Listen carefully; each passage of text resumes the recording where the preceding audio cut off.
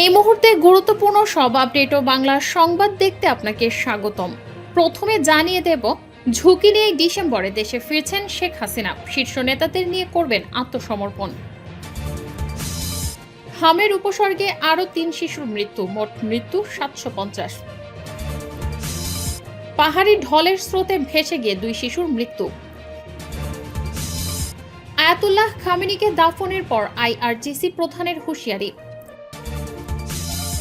সর্বশেষে জানাবো, তিস্তা মহাপরিকল্পনা বাস্তবায়নে সরকারের অঙ্গীকারের দৃশ্যমান অগ্রগতি দেখতে চায় জনগণ, বললেন জামায়াত আমির।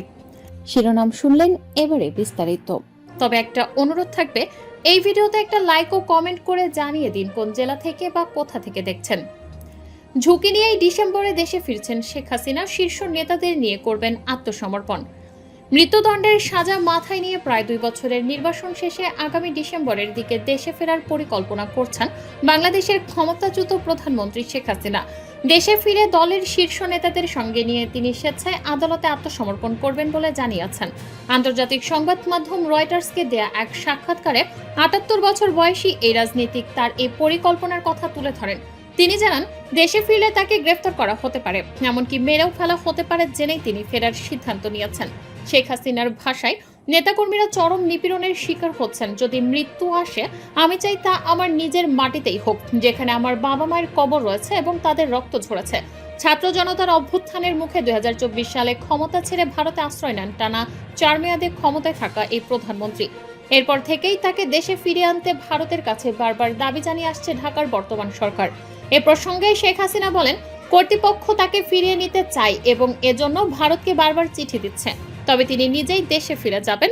তার এই প্রত্যাবর্তনের বিষয়ে কোনো বিদেশি সরকারের সঙ্গে আলোচনা করেননি বলেও নিশ্চিত করেছেন তিনি। দলের প্রায় সব স্তরের নেতাকর্মীদের নামে মামলা হয়েছে এবং অনেকেই আত্মগোপনে আছেন উল্লেখ করে শেখ হাসিনা জানান, তিনি দেশে ফিরে দলের সবাইকে একসঙ্গে নিয়ে আদালতে আত্মসমর্পণ করবেন। বিচার প্রক্রিয়া শুরু হলে বর্তমান আদালত কতটা প্রহসনমূলক তা তিনি দেশের মানুষের সামনে প্রমাণ করতে চান। তবে ঠিক কবে বা কোন আদালতে তিনি আত্মসমর্পণ করবেন সে বিষয়ে নির্দিষ্ট কোনো তারিখ উল্লেখ করেননি। শেখ হাসিনার পাশাপাশি ভারতে নির্বাসিত আওয়ামী লীগের অন্যান্য শীর্ষ নেতারাও দেশে ফিরে আত্মসমর্পণ করবেন বলে প্রতিবেদনে উল্লেখ করা হয়। দেশে ফেরার বিষয়ে ঢাকার সঙ্গে কোনো ধরনের যোগাযোগ হয়নি জানিয়ে ক্ষমতাচ্যুত এই প্রধানমন্ত্রী বলেন, গণতন্ত্র, ভোটাধিকার, রাজনৈতিক অধিকার বা ন্যায় বিচার নিয়ে কোনো গোপন আলোচনা হতে পারে না। দীর্ঘদিন দেশে পরিচালনার ক্ষেত্রে সরকারের ভুল ত্রুটি হতে পারে স্বীকার করে তিনি বলেন, সরকারের ভালো মন্দ বা ঠিক ভুল বিচারের অধিকার কেবল জনগণের। সেই বিচারের ভার তিনি দেশের মানুষের উপরই ছেড়ে দিতে চান। বর্তমানে ভারতে বসে দল গোছানোর কাজ করছেন তিনি। আওয়ামী লীগকে পুনর্গঠিত করতে এরই মধ্যে দেশের 300টি সংসদীয় আসনের মধ্যে 125টির নেতাদের সঙ্গে তিনি অনলাইনে বৈঠক করেছেন। বাংলাদেশে বর্তমানে তার দল নিষিদ্ধ থাকার প্রসঙ্গে তিনি বলেন, তাকে সাজা দেওয়া হতে পারে বা তিনি হয়তো নির্বাচনে অংশ নিতে পারবেন না, কিন্তু তার দলকে কেন নিষিদ্ধ করা হবে? তারা যদি খারাপ কিছু করে থাকেন তবে তার সিদ্ধান্ত জনগণই নেবে। জেলে যাওয়ার বিষয়ে কোনো ভয় নেই উল্লেখ করে তিনি জানান, 80-র দশকে দেশে ফেরার পর এবং 2007 সালেও তিনি কারাবরণ করেছিলেন। গত বছরের 2025 সালের নভেম্বরে গণঅভ্যুত্থানে প্রাণহানির ঘটনায় শেখ হাসিনাকে তার অনুপস্থিতিতে মৃত্যুদণ্ড দেন আদালত। জাতিসংঘের একটি প্রতিবেদন অনুযায়ী ওই আন্দোলনে প্রায় 1400 মানুষের মৃত্যু হয়েছিল। তবে নির্বাসনে থাকা শেখ হাসিনা বরাবরই তার বিরুদ্ধে ওঠা এসব অভিযোগ অস্বীকার করে আসছেন।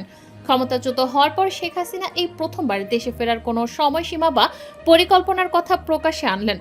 সংশ্লিষ্টরা মনে করছেন, 2 বছরের রাজনৈতিক অস্থিরতা কাটিয়ে ঢাকা যখন স্থিতিশীলতা ফেরানোর চেষ্টা করছে, তখন শেখ হাসিনার এই সম্ভাব্য প্রত্যাবর্তন বাংলাদেশের রাজনৈতিক অঙ্গনে নতুন করে মেরুকরণ তৈরি করতে পারে। একই সঙ্গে তার ভারতে অবস্থানের কারণে 2 দেশের মধ্যে যে কূটনৈতিক টানাপোড়েন তৈরি হয়েছিল তার ফিরে আসার মধ্য দিয়ে সেই সমীকরণেও পরিবর্তন আসতে পারে। শেখ হাসিনার এই বক্তব্যের বিষয়ে বাংলাদেশ সরকার বা ভারতের পররাষ্ট্র মন্ত্রণালয়ের পক্ষ থেকে তাৎক্ষণিক কোনো আনুষ্ঠানিক প্রতিক্রিয়া জানা যায়নি। হামের উপসর্গে আরও 3 শিশুর মৃত্যু, মোট মৃত্যু 750। দেশে হামের উপসর্গে গত 24 ঘন্টায় আরও 3 শিশুর মৃত্যু হয়েছে। এ সময় নিশ্চিতভাবে হামে আক্রান্ত হয়ে কোনো মৃত্যুর ঘটনা ঘটেনি। সব মিলিয়ে চলতি বছরের 15 মার্চ থেকে এখন পর্যন্ত হামের উপসর্গে মোট 750 শিশুর মৃত্যু হয়েছে। শুক্রবার 10 জুলাই স্বাস্থ্য অধিদপ্তরের নিয়মিত হাম বিষয়ক প্রতিবেদনে এ তথ্য জানানো হয়েছে। প্রতিবেদন অনুযায়ী গত 24 ঘন্টায় নতুন করে 128 জনের শরীরে হাম শনাক্ত হয়েছে। একই সময় আরও 901 জনের মধ্যে হামের উপসর্গ দেখা দিয়েছে। ফলে এ সময় মোট আক্রান্তের সংখ্যা দাঁড়িয়েছে 1029 জনে। স্বাস্থ্য অধিদপ্তরের তথ্য মতে 15 মার্চ থেকে এখন পর্যন্ত দেশে 13,326 জনের শরীরে নিশ্চিতভাবে হাম শনাক্ত হয়েছে। একই সময়ে হামের উপসর্গ দেখা দিয়েছে 1,09,899 জনের। এদিকে 15 মার্চ থেকে এ পর্যন্ত হামের উপসর্গ নিয়ে হাসপাতালে ভর্তি হয়েছেন 92,832 জন।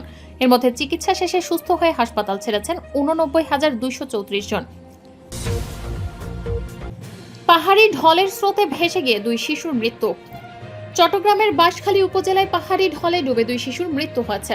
শুক্রবার 10 জুলাই বেলা 11:30টার দিকে বাঁশখালী উপজেলার বাহারছড়া ইউনিয়নে পৃথকভাবে 2 শিশুর মৃত্যুর ঘটনা ঘটে।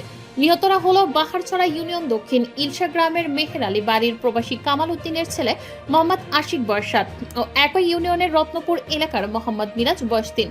পারিবারিক সূত্রে জানা যায় সকাল 11:30টার দিকে 2 শিশু নিজ নিজ বাড়ির উঠানে বের হলে পূর্ব দিক থেকে নেমে আসা পাহাড়ি ঢলের প্রবল প্রাণীর স্রোতে তারা ভেসে যায়। পরে স্থানীয় লোকজন তাদের উদ্ধার করে হাসপাতালে নেয়ার আগেই তাদের মৃত্যু হয়। স্থানীয়রা জানান গত 5 দিনের অতিবৃষ্টি ও পাহাড়ি ঢলে বাঁশখালী উপজেলার অধিকাংশ এলাকা পানির নিচে তলিয়ে গেছে। এতে পানিবন্দী হয়ে পড়েছেন হাজার হাজার মানুষ। পাহাড়ি ঢলে ভেসে গিয়ে 2 শিশুর মৃত্যু বিষয়টি বাহারছড়া ইউনিয়ন পরিষদের 4 নম্বর ওয়ার্ডের সদস্য মোহাম্মদ এনাম নিশ্চিত করেছেন। তিনি বলেন 2 শিশুর মৃত্যুতে এলাকায় শোকের ছায়া নেমে এসেছে।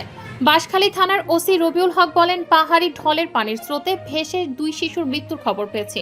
ঘটনাটি অত্যন্ত দুঃখজনক। আইনি ব্যবস্থা নেওয়া হচ্ছে এবং সবাইকে বন্যার পানির তীব্র স্রোত থেকে শিশুদের নিরাপদে রাখার জন্য সতর্ক থাকার আহ্বান জানাচ্ছি।